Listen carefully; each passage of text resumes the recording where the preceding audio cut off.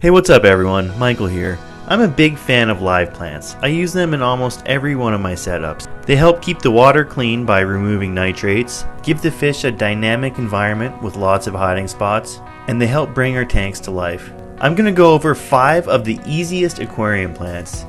These are some of my favorite plants, and I would recommend them to anyone. They do just fine in low-tech setups, meaning no CO2, and low to moderate lighting, but they also thrive in high-tech tanks.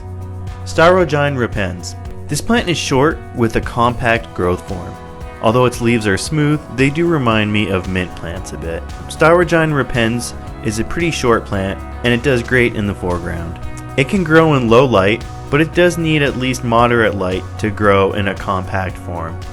If it doesn't get enough light, it'll end up growing leggy with long gaps between the nodes or groups of leaves. This plant will start to look more like a stem plant if you don't give it enough light. S. repens does best if grown in planted soil, although I have seen it grow in sand that really isn't the best substrate for it. This plant has a moderate growth rate. Heads can be cut and replanted. Wherever cuts have been made, 2 heads will sprout. Anubias. Anubias is a group of plants, or genus, with many different species. There's a pretty wide variety of sizes, but most are dark green and thick-leaved. A few new varieties have emerged in the aquarium trade recently, including some white ones. They are a very slow-growing plant, which makes them really rewarding to keep in the long term. On occasion, they'll even flower underwater. Anubias can be placed in most parts of the aquarium, but prefers lower light, so they tend to end up in shady parts of the tank. While too much light can fry some Anubias, it's more likely that the extremely slow-growing leaves will get covered in algae.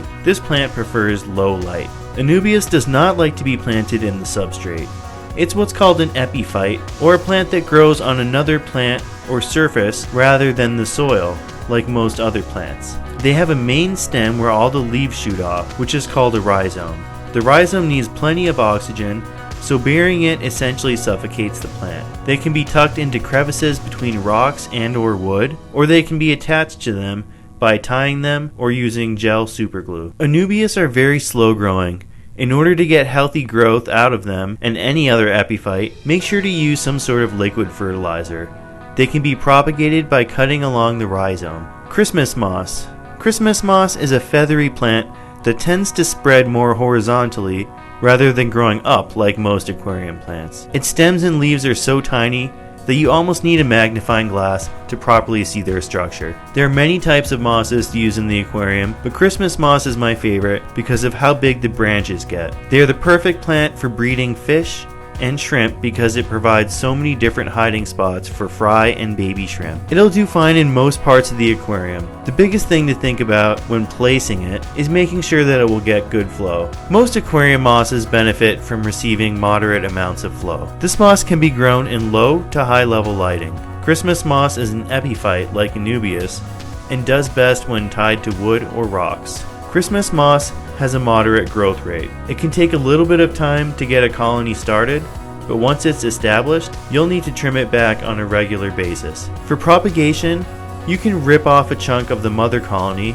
and tie it down elsewhere. Java fern. Java fern is a medium to large sized bushy plant. Leaves are generally long and somewhat slender. However, there are a few different varieties like the Windeloff or Trident Java fern. Java fern can do well in just about any part of the tank, but does need a bit of flow. Being a somewhat slow grower, it can attract algae if you're not careful. This plant does well in just about any light level, except for extremely high intensities. It does, however, do really well in low light conditions. It just doesn't grow very fast. Java fern has very similar demands to Anubias when it comes to substrate. Being an epiphyte, it doesn't do well when its rhizome is covered. Attach it to some wood or rock. Although a very slow grower in the beginning, Java fern can grow fairly quickly once it's established. A plant like this can take years to grow out.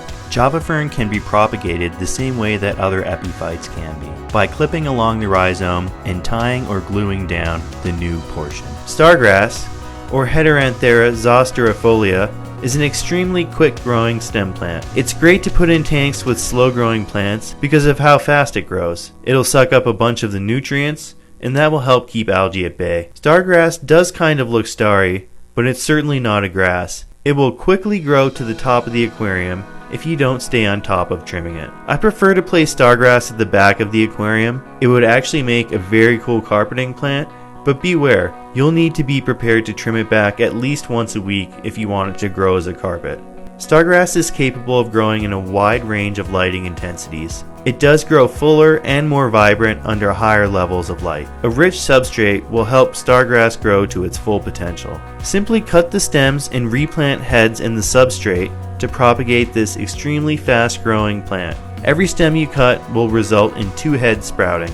Thanks so much for watching, everyone. Drop a comment below if you have a favorite easiest plant that's not included in this list. Hit that like and subscribe button if you've enjoyed today's content, and I'll see you in the next one.